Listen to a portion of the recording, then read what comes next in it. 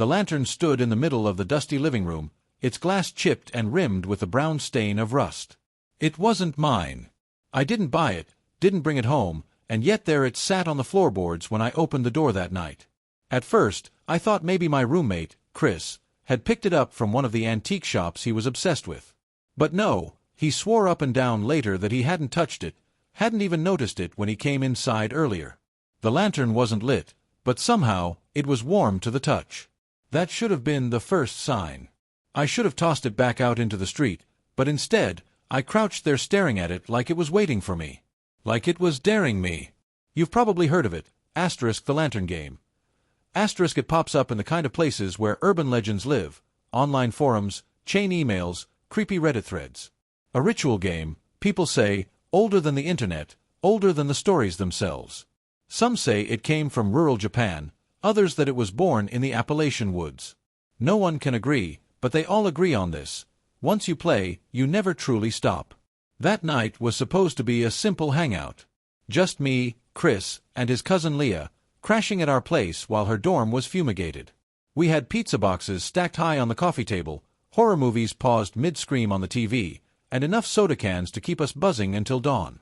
But when Leah noticed the lantern, she grinned in that mischievous way of hers. "You know what that is, right?" she asked, nudging it with her socked foot. I raised an eyebrow. "An ugly piece of junk." She rolled her eyes. "No, dummy. It's for the lantern game." Chris groaned. "Oh God, not this again. You and your creepy games." But she leaned forward, her voice dropping just enough to tug at my curiosity. "The lantern game is real. You light the lantern, say the words, and then you hide in the dark. If you make a sound, they'll find you." "Who's they?" I asked, but my tone was more mocking than cautious. Leah just smirked. "The ones that hear you." Chris shook his head, reaching for another slice of pizza. "Ignore her. She reads those dumb creepypastas at 3 a.m. and then tries to drag other people into it.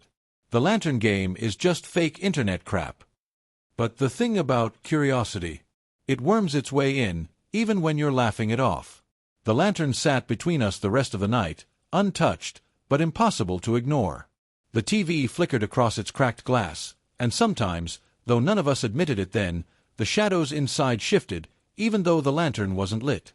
By 2 in the morning, the pizza was gone, the movie marathon abandoned. Leah's grin hadn't faded, though. She waited until Chris dozed off on the couch before she leaned closer to me, whispering like she didn't want the house itself to hear. "You want to try it?" I laughed, but it came out thin, shaky. "What, the lantern game? That's just a dumb story." Her eyes didn't leave mine. "So you're scared?" That word always works. No one wants to be called scared, even if every instinct screams to walk away. And maybe that's why people play games like this. It's not about belief, it's about daring yourself to cross a line. I should have said no. Instead, I asked the one question that sealed everything. "How do you play?" The rules, according to Leah, were simple. Rule 1. You must play between midnight and 3 a.m. The game doesn't work outside of the witching hours. Rule 2. Place the lantern in the center of the darkest room in your house.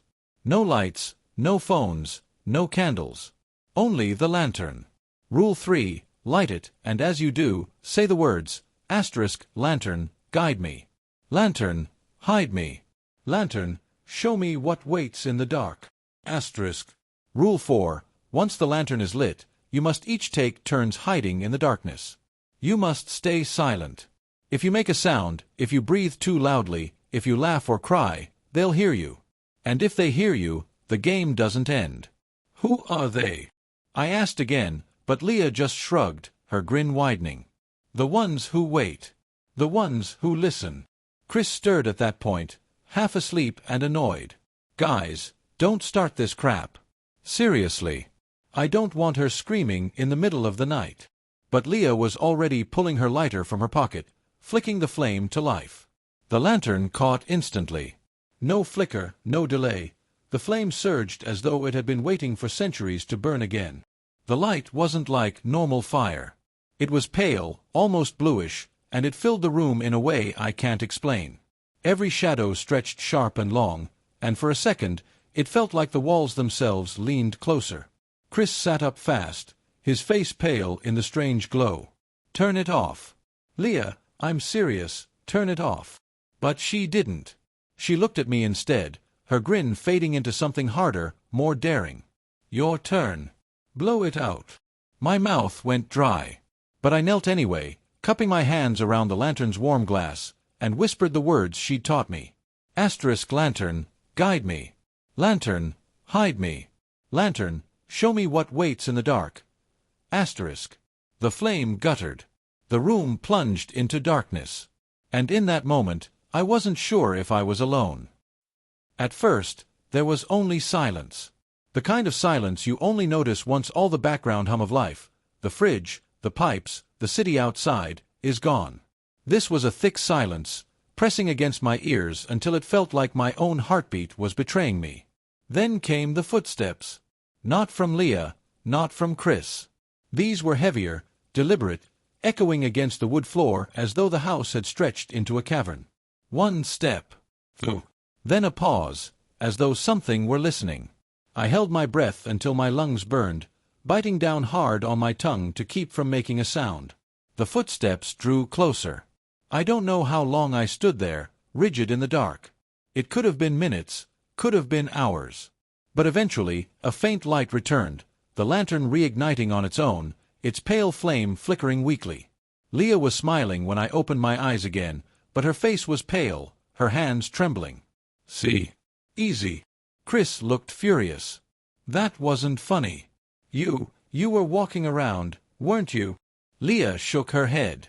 "I didn't move." He didn't believe her. Honestly, neither did I at first. But then Chris had to take his turn. He protested, of course, but the rules were clear. Once the lantern is lit, everyone in the room must play. If you refuse, you risk angering them. Leah swore that was the one rule you never broke. So Chris finally caved. He knelt by the lantern, muttered the words half-heartedly, and blew out the flame. The dark swallowed us again. This time, the footsteps came faster. Closer. I could hear them circling Chris, pacing, sniffing the air like some predator scenting prey. And then something else joined the silence, a faint, wet sound. Like breathing, but not human. Chris held it together for maybe 30 seconds. Then his voice cracked out of the dark, sharp and panicked. "Stop it! This isn't funny." The lantern blazed to life, brighter than before. But Chris wasn't standing where we'd last seen him. He was 3 feet back, slumped against the wall, his face pale, his eyes wide with something I'd never seen in him before, pure terror. "They were right next to me," he whispered, his voice shaking. "Right in my ear. Breathing." I tried to laugh it off, but the sound died in my throat when I realized Leah wasn't smiling anymore. She looked worried. Like this had gone further than she expected.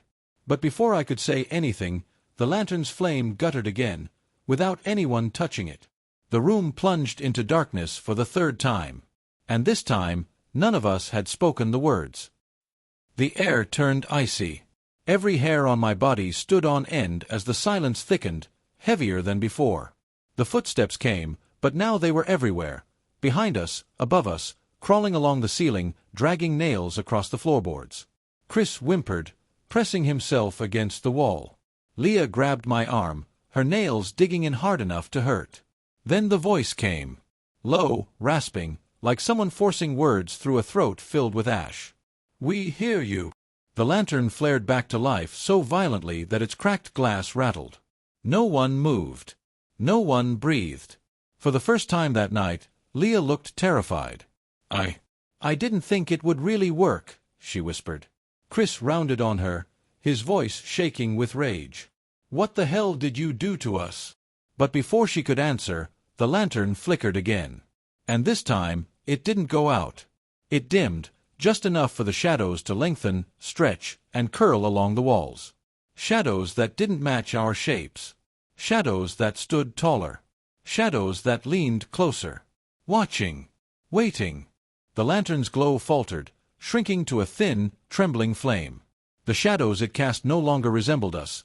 These were taller, crooked things, their arms bent at angles no bone should allow. Their heads were too narrow, too long, and when one of them tilted to the side, I swore I heard vertebrae crack in the silence. Leah's grip on my arm tightened. Her voice barely rose above a whisper. "Don't move." Chris was shaking, his eyes locked on the wall where one of the shadows stretched longer, its arms slowly extending across the floor toward him. He tried to back away, but the shadow's limbs seemed to follow, stretching like tar. "What the hell are they?" I whispered. Leah shook her head, her eyes wide with fear she couldn't mask. "They're not supposed to come out yet. Not until someone loses." I turned toward her sharply. Loses. What the hell do you mean loses? Her lips trembled. "If you make a sound, if you break, they hear you. They follow you. That's the game. But," she glanced at the lantern, her face pale, "it's not supposed to keep going on its own." The flame fluttered, sinking lower still, and in that moment I realized the truth. Whatever we'd awakened wasn't following rules anymore. The game wasn't in our control. Chris snapped. He lunged forward and grabbed the lantern by its handle, lifting it as if he could smash it to pieces. "Screw this! I'm ending it!" Don't! Leah screamed, but her warning came too late. The instant Chris lifted the lantern off the floor, the shadows detached from the walls. They peeled forward like paint stripping itself free, rising into the room as three-dimensional figures. Their movements were jerky, unnatural, like puppets pulled by tangled strings. Their faces, if you could call them faces, were voids, hollow sockets stretching where eyes should be, gaping holes that twitched as if sniffing the air. And the moment they touched the floor, the flame inside the lantern roared high. Chris screamed and dropped it, the lantern clattering against the floorboards but not breaking. Its light pulsed wildly, casting the creatures in bursts of sickly blue glow. Each time the flame swelled, they twitched closer. One step. They were circling us. Leah shoved me down, her hand clamping over my mouth. "Don't make a sound," she hissed into my ear. Her voice was shaking, but her command was clear. Chris was panicking, crawling backward until his shoulders hit the wall. His breaths came sharp and ragged, far too loud. I wanted to tell him to stop, but I couldn't risk a word. One of the creatures turned toward him. Its head snapped, jerking in his direction like a predator scenting blood. Chris froze, his chest heaving, but the sound of his breath was already enough. The creature lurched forward. It didn't walk. It skittered, its limbs bending backward as it scurried on all fours, covering the distance in seconds.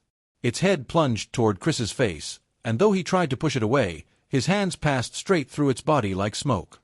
Chris's scream ripped through the room. The shadows all snapped toward him at once. "No, Chris!" I choked out before I could stop myself, but the words came too late.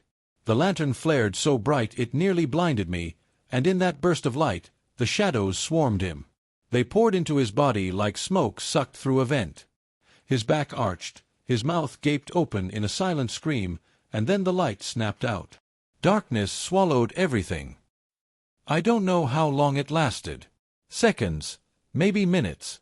My ears rang with the absence of sound, and the only thing I could feel was Leah's hand gripping my arm so tight I thought my bones might snap. Then, slowly, the lantern flickered back to life. Chris was gone. Not dead. Not lying on the floor. Just gone. His half-eaten pizza slice still sat on the table. His shoes still sat by the door. But Chris himself had been erased from the room, as if he'd never existed. Leah's voice shook. "They took him." I turned toward her, my heart slamming against my ribs. "Where?" Her eyes brimmed with tears, but she shook her head. "Wherever they come from. The game doesn't end until they've taken someone. That's how it works." I wanted to scream at her, for starting this, for lying about how dangerous it was, but I couldn't force the words past my throat. My hands trembled as I stared at the lantern's dim glow, the shadows twitching along the walls like restless beasts. "We're ending this," I said finally. Leah wiped her face, her expression grim. "You can't end it. The only way out is to survive until dawn. That's the rule." The clock on the microwave read 2:17 a.m. Dawn was still hours away. The lantern flickered again, and the shadows writhed. One of them stretched higher, its head brushing the ceiling, its neck bending in a long, grotesque arc. Its mouth opened wider and wider until it looked like a tear splitting its face in two. Then, in that same rasping voice we'd heard before, it whispered, "Your turn." Leah shoved me forward. "Go. You have to play." "What?" I stared at her, horrified. She swallowed hard. "It won't stop until we finish the rounds." Chris failed. "Now it's your turn." I shook my head. "No. No way. I'm not." The shadow nearest me lurched closer, its hand stretching like tar across the floor. Its fingers brushed my shoe, and a cold like liquid nitrogen shot up my leg. Leah's voice cracked. "If you don't, they'll take you too. Just play." My heart hammered as I stumbled toward the lantern. My knees hit the floor. The flame wavered weakly, sputtering like it was about to die out. I bent close, whispering the words through clenched teeth. Lantern, guide me. Lantern, hide me. Lantern, show me what waits in the dark. The flame snuffed out. The darkness was total. I froze, barely daring to breathe. The silence pressed in so heavy I thought it might crush me. Then, faintly, I heard them moving. Not footsteps this time, crawling. Nails dragging across the floorboards, bodies scraping along the walls. They were everywhere. Something brushed against my arm. I bit down on my lips so hard I tasted blood, refusing to make a sound. The whisper came again, but now it was inches from my ear. "We hear you." I clenched my eyes shut. My lungs screamed for air, but I held still, praying, begging, willing the darkness to pass. Minutes crawled by, each second stretching into eternity. Then, silence. The crawling stopped. The lantern flickered back to life. I was alone in the circle of pale blue light. Leah stood across the room, tears streaking her face, her body trembling. "You did it," she whispered. But before I could respond, the lantern flared again, and this time the flame bent toward her like it was pointing. Her face went white. "No," she backed away, shaking her head violently. "Not me. Please, not me." The shadows stirred. "Your turn." Leah screamed as the flame guttered out, plunging us back into darkness. Her sobs echoed through the room, and I wanted to yell at her to stop, but the shadows were already moving. They converged on her, their hollow heads tilting in unison, their limbs reaching. I tried to crawl toward her, but the darkness wasn't normal anymore. The floor stretched under my hands, pulling me further away no matter how hard I moved. The house itself was warping, bending to their will. Leah's screams tore through the dark, high and desperate, until suddenly they cut off. The lantern blazed back to life. And like Chris, Leah was gone. I was the only one left. The clock read 2:59 a.m. 3 hours until dawn. The lantern's flame burned low, trembling as though it was tired. The shadows writhed along the walls, restless, impatient. Then the voice came again, low and hungry. "Play again." I shook my head violently. "No. No, I'm done." The flame flared, almost in anger. "Play again." The shadows leaned closer. The walls groaned as if the house itself was closing in. My chest tightened, my breath coming in ragged gasps. If I refused, I'd end up like Chris and Leah. If I played, maybe, just maybe, I could last until dawn. My hands shook as I crawled toward the lantern. "Lantern, guide me. Lantern, hide me. Lantern, show me what waits in the dark." The flame died, and the game began again. The darkness pressed in like a living thing. It wasn't the ordinary dark you feel when you switch off a light. This was suffocating, thick, heavy, like a weight draped over my chest. It swallowed every sound, every thought, until all that remained was the frantic beating of my heart. I pressed both hands over my mouth, forcing myself to stay quiet. If I broke, if I made a sound, they'd hear me. But then the scratching began. Not footsteps, not crawling, scratching. Like nails dragging against drywall, circling me. I couldn't tell where it was coming from. The sound shifted, sliding from one wall to another, moving faster and faster. And then it stopped. A breath brushed against the back of my neck. My body went rigid, every nerve screaming at me to move, to run, to scream, but I couldn't. The rules were simple. Stay quiet. Stay hidden. Survive. Something leaned close, so close that when it inhaled, I could hear the wet rattle of its throat. "We hear you," it whispered. I clenched my eyes shut, my teeth biting down hard on my tongue until the taste of blood filled my mouth. I wanted to cry, but I swallowed the sound, forcing it down like poison. The presence lingered behind me, waiting, testing. My lungs screamed for air. My chest burned. My whole body trembled. Finally, mercifully, the lantern flickered back to life. The pale blue glow revealed an empty room. No shadows. No movement. Just me and the lantern. But the clock read 3:14 a.m. I had almost 3 more hours to go. I crawled toward the lantern, my hands shaking. Its flame was weaker now, sputtering like it was running out of fuel. Maybe it was. Maybe that's why it demanded more rounds, feeding itself with us. Chris was gone. Leah was gone. And if I didn't figure out something soon, I'd be next. I racked my brain, trying to remember the rules Leah had given us. Asterisk, light the lantern. Say the words. Hide in the dark. Stay silent. Asterisk. Those were the only rules. But what if the rules weren't the whole truth? Urban legends always left things out.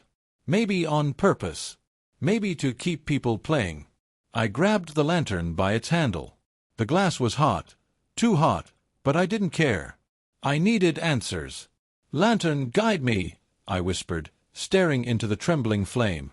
"Lantern, hide me. Lantern, show me what waits in the dark." The flame flared, not out, not down, but up. It surged high, spilling blue light across the walls, and for the first time since the game began, I saw beyond the shadows. The room wasn't my living room anymore. The walls had stretched impossibly far, bending into an endless hallway of rotting wood. The ceiling sagged with black mold.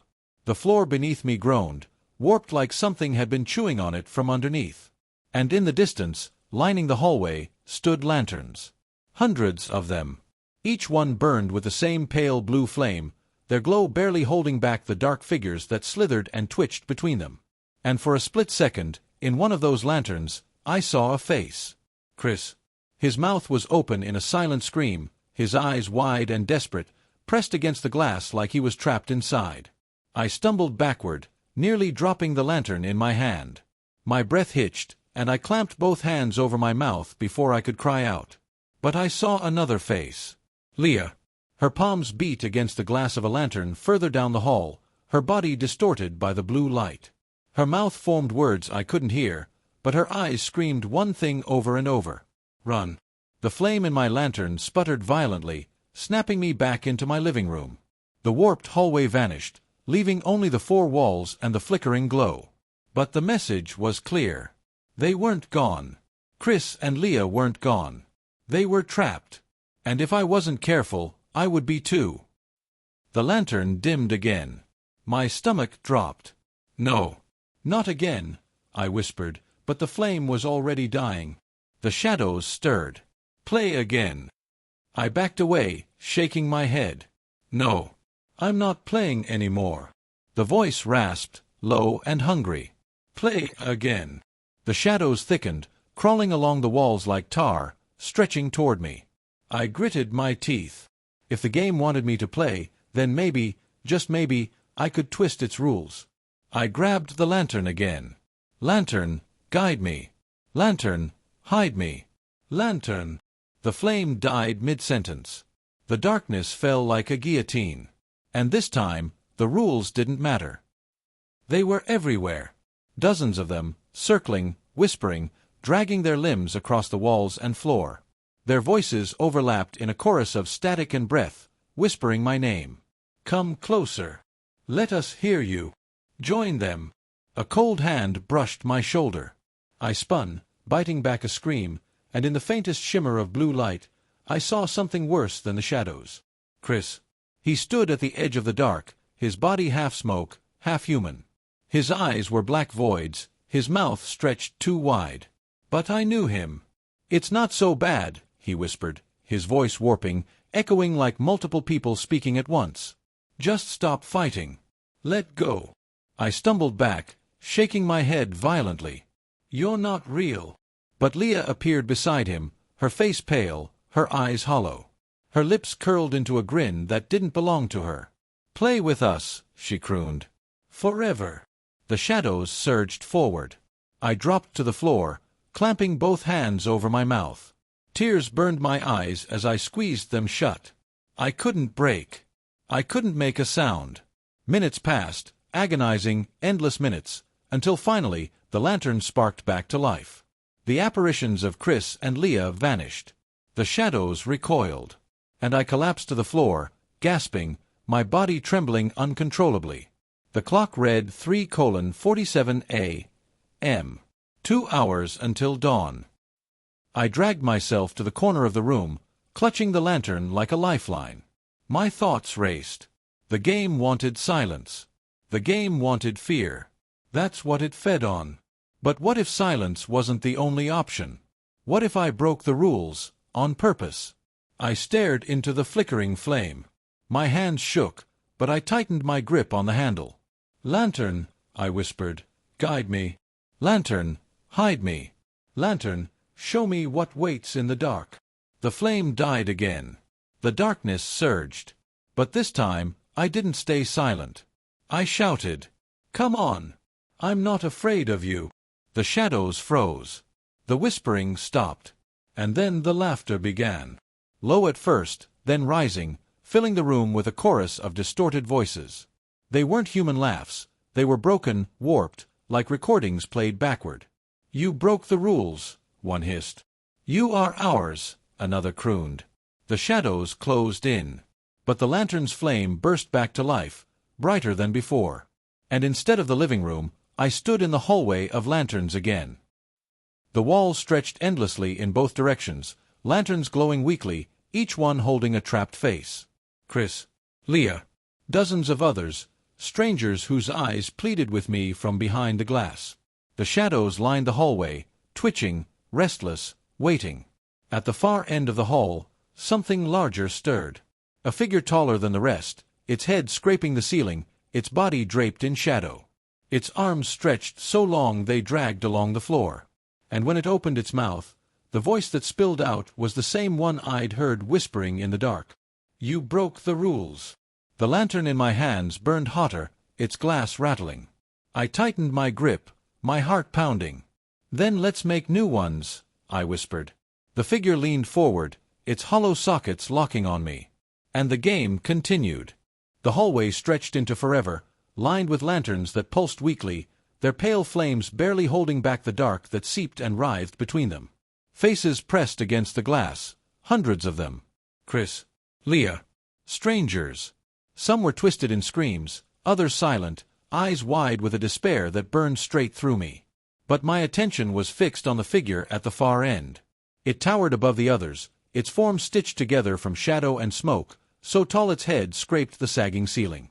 Its limbs dragged along the warped floor, bending unnaturally with each movement. When it leaned forward, its hollow sockets locked onto me, and its voice rolled through the hall like thunder whispered through ash. "You broke the rules." The lantern in my hands flared violently, its pale flame surging upward until it licked the cracked glass. Heat burned through the handle, but I clung to it like it was the only thing tethering me to existence. I forced my voice out, though it shook with fear. "Then I'll make new ones." The thing tilted its head, the sound of bones cracking echoing through the corridor. The shadows lining the walls shifted, restless, like they were waiting for a command. "New rules," it rasped. I nodded, though my throat was tight. If this is a game, then games can be changed. Games can be beaten. The laughter started low, a deep rumble that shivered through the wood under my feet. It rose and multiplied, as though every lantern, every trapped soul, was laughing at once. Their mouths moved behind the glass, distorted by blue fire, their voices overlapping in a chorus of madness. The towering figure took one step forward. The floorboards groaned under its weight, though I wasn't sure it truly touched the ground at all. "Then play." The lantern in my hands flickered and dimmed, its flame drawing down to a thin thread of light. The hallway shivered, twisting, and the world dissolved into darkness again. When the light returned, I was no longer standing. I was sitting at a table. The lantern rested in the center, its glow faint and unsteady. Across from me sat the figure, or at least some form of it. It was smaller now, its body compressed into something vaguely human, though its proportions were wrong, arms too long, fingers spindly and twitching. Its face was nothing but shadow, its eye sockets deep wells of absence. And between us lay objects. A set of dice, carved from bone. A deck of warped, blackened cards. And a knife. The figure gestured with one skeletal hand. Choose. My stomach twisted. This was no longer just hiding in the dark. The lantern game had shifted. It wanted to test me another way. I stared at the objects. What happens if I refuse? The figure's grin spread impossibly wide, though its face never moved. Then you join them. I glanced toward the hallway behind me. The lanterns glowed faintly, faces pressing against the glass. Chris. Leah. Dozens more. Their eyes burned into me, begging me to make the right choice. I reached toward the cards. The figure's head twitched. Interesting. Its fingers moved with inhuman speed, shuffling the deck in a blur of shadow. The cards slapped onto the table, one by one, until 3 lay before me. The first showed a lantern, its flame snuffed out. The second showed a figure standing in the dark, surrounded by watching eyes. The third showed a face screaming silently from inside glass. My heart pounded. What do these mean? The figure's grin widened. Choose. I reached for the second card, the figure in the dark. The moment my fingers brushed it, the lantern's flame flared, and the world shifted again. I was back in my living room. The lantern glowed faintly, shadows creeping along the walls. But the room wasn't empty. Chris stood by the window. Leah stood by the couch. Both of them turned slowly toward me, their eyes black voids, their mouths stretching into inhuman grins. Join us, they said in unison, their voices layered with static. I stumbled back, clutching the lantern. You're not them. You're just... But the words caught in my throat as their bodies twitched and snapped, jerking closer like marionettes pulled on tangled strings. Join us, they repeated, louder now, their voices overlapping until the sound became unbearable. The lantern flickered violently. I dropped to my knees, covering my ears, forcing my eyes shut. Not real, I whispered. Not real. When I opened them again, the room was empty. The lantern pulsed once, twice, then steadied. The clock on the wall read 4:12 a.m. Less than 2 hours to go. The figure's voice hissed from nowhere and everywhere at once. You play well. I staggered to my feet, clutching the lantern tighter. What do you want from me? The voice rasped like fire through wet wood. We want to hear you. To catch the sound of your fear. To keep you in the dark. Forever. My chest tightened. Then why haven't you taken me already? The laughter returned, low and jagged. Because you amuse us. The lantern flared again, dragging me back into the endless hallway. The cards on the table were gone. In their place, the dice waited, their carved surfaces glowing faintly. The figure leaned forward. Roll. My hands shook as I picked them up. The bone felt warm, almost alive, pulsing faintly against my skin. I shook them once, twice, then let them fall. The dice clattered across the table, spinning before settling. A 1. And a 6. The figure's laugh rolled through the hall. Unlucky. But not fatal. The lantern's flame shrank, dimming until the shadows pressed closer. The walls creaked, the floor bowed, and dozens of hands, long, thin, blackened hands, reached from the darkness toward me. I bolted, sprinting down the hall. The lantern's glow barely stretched ahead, but it was enough to keep the shadows from closing in completely. Faces screamed at me from behind the glass of the lanterns I passed, their mouths moving in silent pleas. Help us. Free us. Don't stop. The hallway stretched endlessly, but the hands chased me, clawing at my back, scraping against my skin. The lantern in my grip grew hotter, searing my palm, but I didn't dare let go. Finally, I stumbled into a wider chamber. The lantern's flame swelled, pushing the shadows back. And there, in the center of the chamber, stood something I hadn't expected. A door. Wooden, warped, splintering, but a door, set into nothing, framed by darkness. Its handle glowed faintly, pulsing like a heartbeat. The figure's voice rolled through the chamber. "You found it." I staggered forward, my chest heaving. "What's behind it?" The laughter echoed again, but softer now, almost curious. "A way out. Or a way deeper. You decide." My hand hovered over the handle. The lantern flickered violently, as though it didn't want me to touch it. But I was running out of time. The clock in my living room would be crawling toward 5 a.m. now. One more hour. Just one. I clenched my jaw and gripped the handle. The door creaked open. The world twisted again. I was outside. Cold air bit at my skin, and for a moment I hoped, I'd escaped. I stood on a dirt road lined with trees, their skeletal branches reaching toward the sky. The lantern in my hand flickered weakly, but it was enough to see that the road stretched endlessly in both directions. And in the distance, I saw movement. Lanterns. Dozens of them, carried by figures that lurched and twitched with every step. Their heads turned in unison toward me, hollow eyes glowing faintly in the dark. They began to move faster. The voice hissed in my ear. "Run." So I did. The road twisted and stretched, the trees closing in like jaws. The lanterns behind me grew brighter as the figures drew closer, their breaths rattling, their laughter broken and jagged. I stumbled, my legs burning, my lungs screaming for air. The lantern in my hand trembled, its flame sputtering. And then, through the trees, I saw it. A faint glow on the horizon. Dawn. The first threads of light creeping into the sky. I pushed harder, forcing my body to move even as every muscle screamed. The figures were closing in, their lanterns swinging wildly, their shadows stretching across the dirt road. The pale flame in my lantern guttered, threatening to die. "No," I gasped. "Not yet. Please, not yet." The horizon brightened.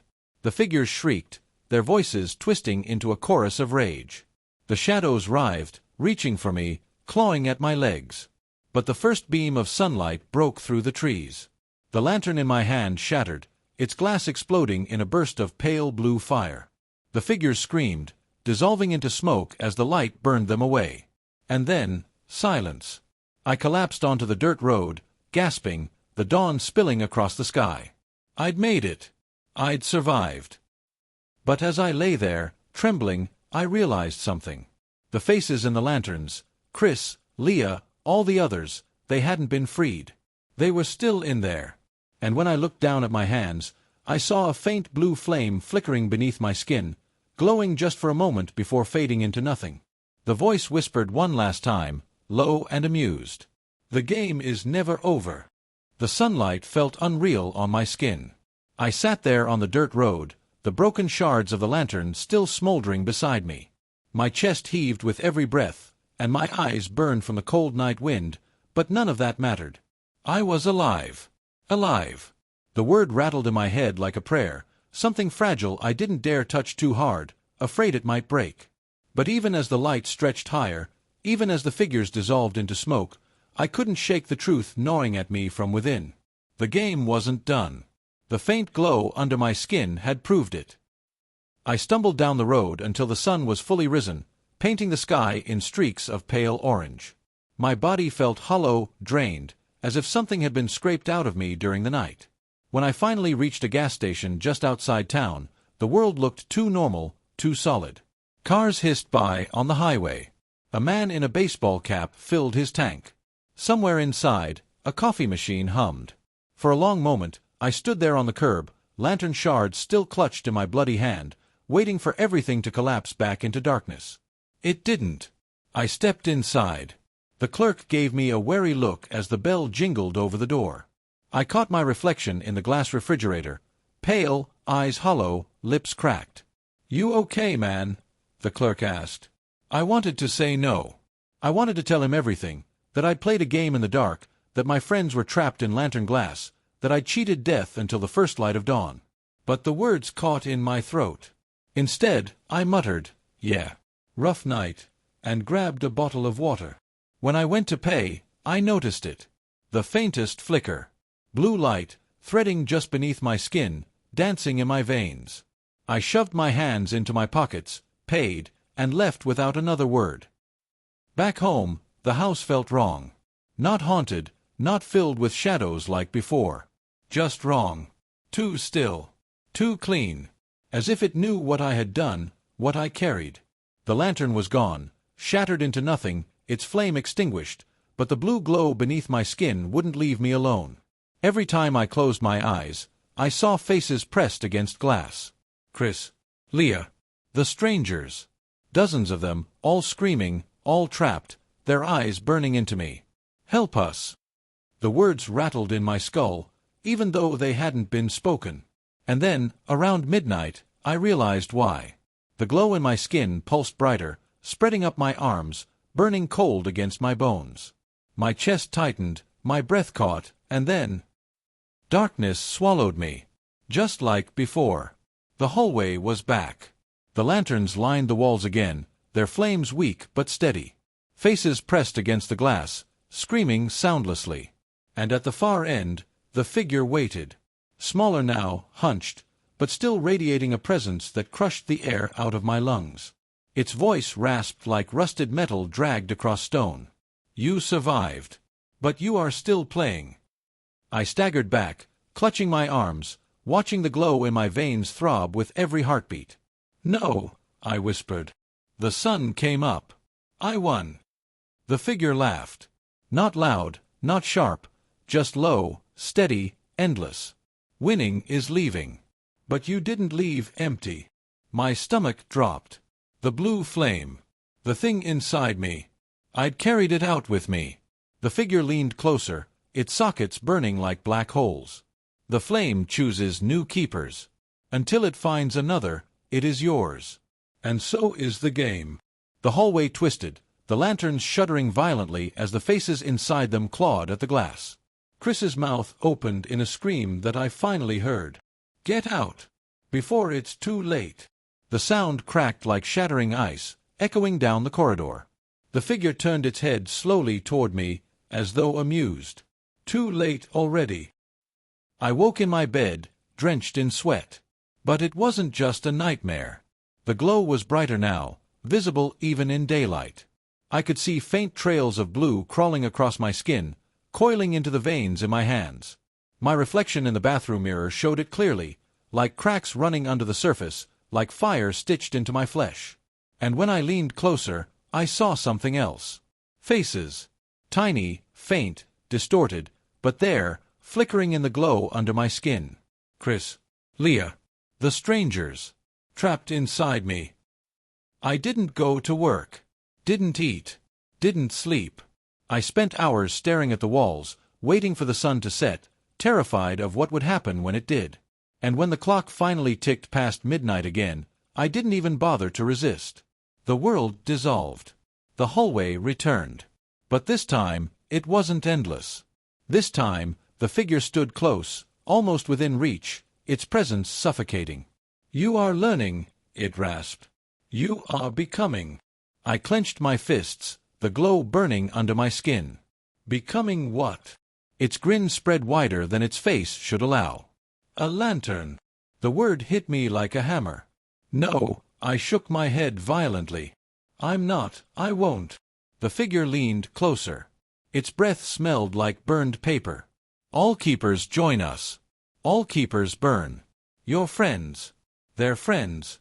Everyone. That is the rule. The lanterns lining the hall rattled violently, their flames flaring. The faces inside them screamed louder, their voices deafening now. Free us. Stop it. Don't let it happen. The figure's voice cut through the chaos. Only one choice remains. And suddenly, the table appeared again. The dice. The cards. The knife. But this time, the lantern wasn't in the center. This time, the lantern was me. I saw my own reflection on the table's surface, my eyes glowing faintly blue, my mouth twisted in silent screams. I staggered back, bile rising in my throat. No. No, I won't let this happen. The figure tilted its head. Then break the game. The knife slid across the table toward me, its blade gleaming faintly in the blue light. My hands trembled as I reached for it. If I ended myself, would it end the flame? Would it free them? Or would I simply become another face in the glass? The figure leaned forward, its voice barely a whisper. There is no freedom. Only flame. The hallway shook violently, lanterns shattering one by one, screams filling the void. The blue glow in my skin spread up my arms, across my chest, into my throat. My body burned from within. I raised the knife. I don't know how long I stood there, knife in hand, flame in my veins, screams all around. And then I lowered it, because in that moment I understood. The game didn't end when the lantern shattered. It didn't end when the sun rose. It didn't end when the flame chose me. The only way to win was to carry it forward, to pass it on. The figure's grin widened as if it knew. Yes, Keeper. The hallway dissolved. I woke in my living room again, knife still in my hand, glow burning steady under my skin. The clock read 3:00 a.m. Outside, the night was silent. And I knew what I had to do. Not end myself. Not free them. But wait. Wait until the next curious fool tried the lantern game. Wait until the flame found a new home. And then, maybe, I'd be free. Maybe. Until then, I am the Keeper. And the game is never over.